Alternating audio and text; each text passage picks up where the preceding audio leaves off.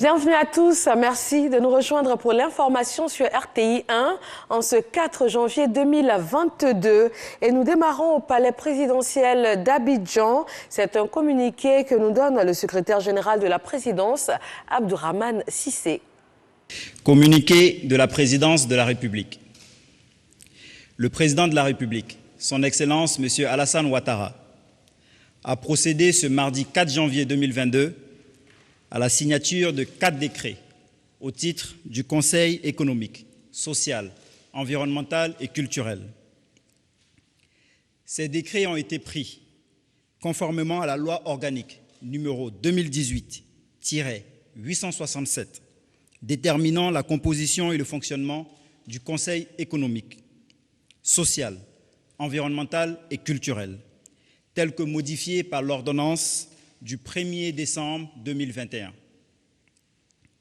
Ainsi, le premier décret met fin aux fonctions des membres du Conseil économique, social, environnemental et culturel.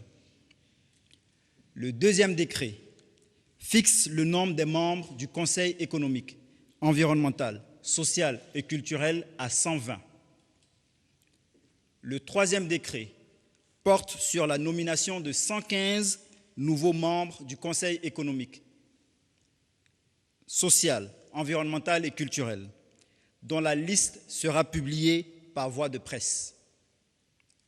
Enfin, le quatrième décret nomme M. Eugène Aka Awele en qualité de président du Conseil économique, social, environnemental et culturel. La rentrée solennelle du Conseil économique, social, environnemental et culturel aura lieu le jeudi 27 janvier 2022 à 10 h au siège de l'institution. Fait à Abidjan le mardi 4 janvier 2022. Une autre information de la présidence de la République, la Direction générale du protocole d'État porte à la connaissance des corps constitués, des missions diplomatiques et organisations internationales accréditées en Côte d'Ivoire qu'en raison de la résurgence de la pandémie à Covid-19 et des nouvelles évolutions observées par les autorités sanitaires. La cérémonie de présentation des vœux de nouvel an au président de la République, initialement prévu le jeudi 6 janvier 2022, est reportée à une date ultérieure.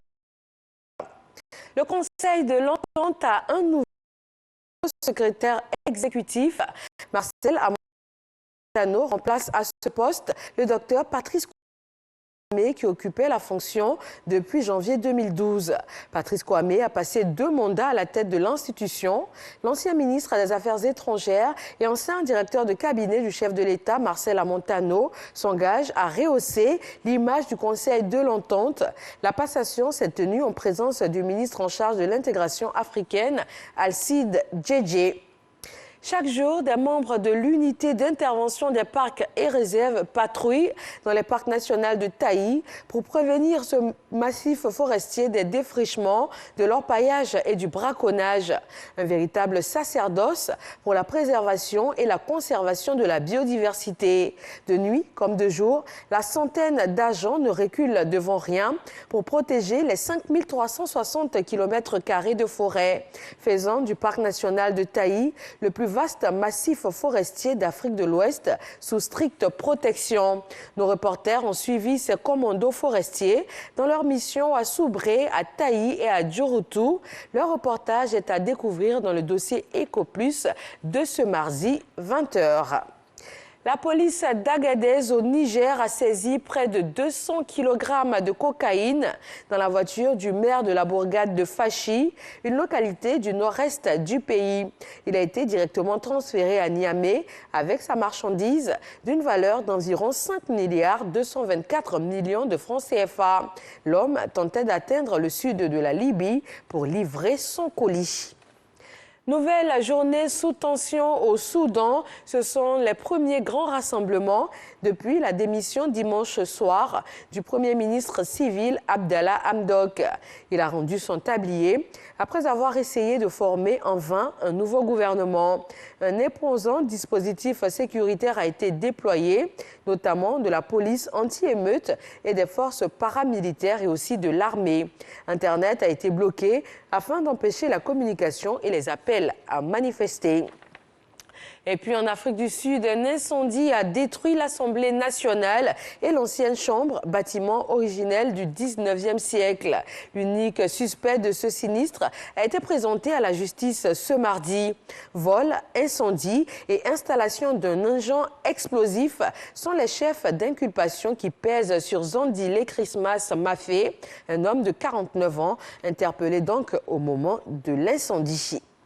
Merci de vous informer sur RTI 1, l'actualité dans nos régions tout de suite et le journal à 20h. À tout à l'heure.